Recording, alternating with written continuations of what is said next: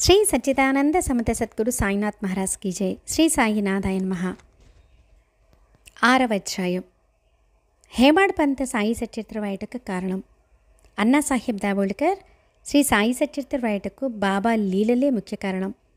1910లో బాబాని దర్శించడానికి వెళ్ళిన తొలినాడే బాబా కలరాజార్జున ఊరి నుండి పాల్దొరుటకు గోధుమలు విసురుట, గురు ఆవశ్యకత గురించి సాటెవాడలో బాలాబాటేకు తనకు జరిగిన తీవ్ర వాగ్వివాదంను ఎంతో దూరంలో మసీదులో ఉన్న బాబా పసిగట్టి ఏమిటా వాగ్వివాదం ప్రశ్నించుట, ఎక్కడో ఉన్న బాబా భక్తుల హృదయాలను గమనించుట, ఇంకనూ ఇతర మహిమలు విన్న తర్వాత బాబా దాబోల్కర్ను హేమాడ్ పంత్ అని సంబోధించుట, తన తదనంతరము శ్రీ హేమాడ్ పంత్ షిరిడీ సంస్థానం చక్కగా చూడగలడని నిర్ధారించుకునుట, ఇవన్నీ సాయి సచరిత్ర రాయటకు మూల కారణములే అని శ్రీ హేమాడ్ పంత్ స్వయంగా సెలవిచ్చారు.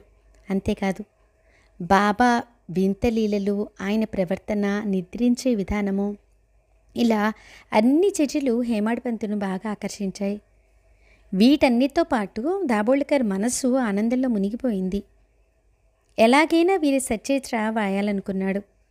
భావి తరాలకు అది ఎంతగానో ఉపయోగకారి కాదగలదు అనుకున్నాడు. కానీ సమర్థ సద్గురు సాయినాథుని సచ్చరిత్ర వ్రాయటకు తగిన అర్హత నాలో ఉన్నదా లేదా అని సంకోచించాడు. దాబోల్కర్ ఇలా అనుకున్నాడు: నా మనస్సు గురించే నాకు తెలియదు, నా స్నేహితుని జీవిత చరిత్రయే నాకు గోచరం కాదు. సాయినాథుని గురించి ఇసుమంతైనా తెలియని నేను ఆ యోగీశ్వరి చరిత్రను వ్రాయగలనా? యోగి పుంగవుల చరిత్ర యోగులకే తెలియను, కానీ నాకెట్లా తెలియను?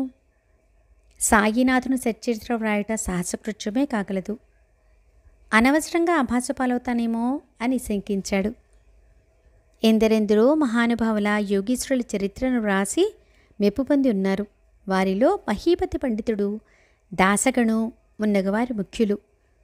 శ్రీ సాయి కథలను సాయినాథ ప్రభ అనే మాసపత్రికల్లో కూడా ప్రచురించారు. ఎవరెంత మహోన్నతంగా వ్రాసినా ఎవరి గొప్ప వారిదే. బాబాలీలలు పుస్తక రూపంలో ఇచ్చినచో అది సాయి భక్తులకు యోగ సాధన, బ్రహ్మాఖ్య యోగము, అష్టాంగ యోగము మొన్న వాటి గురించి తెలిపి వారిని సన్మార్గులుగా చేయుటకు ఉపకరించడని దాబోల్కర్ యోచించాడు. సాయి సచరిత్రను ప్రారంభించాలనుకున్నాడు. కానీ దాబోల్కర్ స్వయంగా బాబా యొక్క అనుమతిని పొందుటకు సాహసించలేకపోయాడు. బాబాకు ముఖ్యులైన వారితో చెప్పించితే త్వరితంగా అనుమతిని పొందవచ్చును అని అనుకున్నాడు. మాధవరావు దేశపాండే అను భక్తుడు బాబాకు అత్యంత సన్నిహితుడు. దాబోల్కర్ ఆయనను సంప్రదించి సాయి సచరిత్ర వ్రాయటకు బాబా అనుమతిని మీ ద్వారా పొందగలుగుతున్నాను అని అన్నాడు. శ్యామ సంతోషంతో అంగీకరించి దాబోల్కర్ను బాబా చెంతకు తీసుకుపోయి, బాబా, ఈ అన్నా సాహెబ్ దాబోల్కర్ మీ జీవిత చరిత్ర వ్రాయ సంకల్పించాడు. మీ అనుమతి కోసమే వేచి ఉన్నాడు. భిక్షాటన చేసుకునేవాన్ని జీవిత చరిత్ర వ్రాయటమేనేమని తిరస్కరించకండి. మీరు అనుమతిస్తే మీ కృపాకటాక్షంతో ఇతడు మీ జీవిత చరిత్రను నిర్విఘ్నంగా నెరవేర్చగలడు. మీ ఆశీర్వాదమే అతనిని జయప్రదంగా నడిపించును, కాదనకండి అన్నాడు. శ్యామ అడిగిన దానికి బాబా సంతోషించి దాబోల్కర్కు ఉది ప్రసాదం ఇచ్చి ఆశీర్వదించారు. పిమ్మట శ్యామతో ఇట్లనిరి: శ్యామ, ఇతనిని నా కథలను, అనుభవాలను చక్కగా క్రోడీకరించి వ్రాయమను. నేను కూడా కొన్ని ముఖ్య విషయములు ఇతనికి సాయపడదను. ఇతడు నిమిత్తమాత్రుడే. ఈతనిచే నా కథలను నేనే వ్రాయించుకుంటున్నాను. ఇతనిని తన అహంకారమును త్యజించమని చెప్పు. నాకు సర్వస్య శరణాగతి అవ్వమను. అట్టి వారి కోరికలను నేనే తీర్చిదనని చెప్పు. నాకు సంపూర్ణ సహాయకారిగా ఉండమను.